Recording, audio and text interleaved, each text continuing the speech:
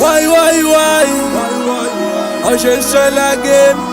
Shima patanie. Iwewe baby.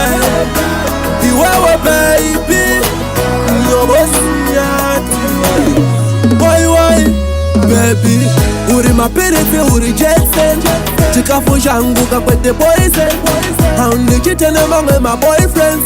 Ndoko pili papa unonye tindiri wansaka. Dresses zangu njapa iwe. Ludo rako rani pinda pese. Neno kuda za chose.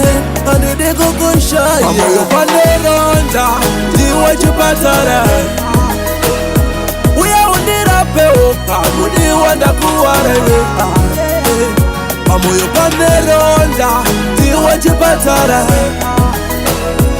Uya undira peoka mudi wanda kuwarewe.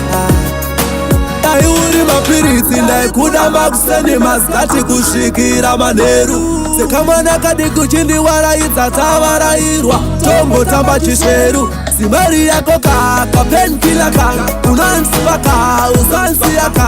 Ludo rako karu noitaka. Shima patan ajeshelage.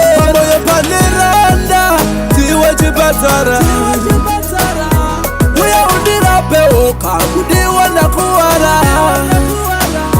Moyo paneronda tiwe chipatara. Uya undira peoka mudiwa na kuwara. Moyo paneronda tiwe chipatara. Uya undira peoka mudiwa na kuwara. Baby, uri mapirifi uri jetsen. Chikafu changu kakwete poison. Haundi chitene mangwe my boyfriends. Ndoko pili papa unonye tindiri wansaka. Dresses zangu njapa iwe. Ludo rako rani pinda pese. Neno kuda za chose.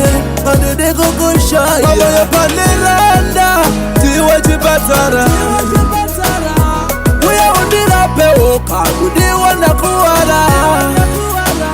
Amoyo paneronda tiwe chipatara. Uya undira peoka mudiwa na kuwara. Amoyo paneronda tiwe chipatara. Uya undira peoka mudiwa na kuwara. Ayuri mapirisi ndaikuda makuseni maskati kushikira maneru. Sekamana kadi kuchindi waraidza tavarairwa. Tombo tamba chisheru.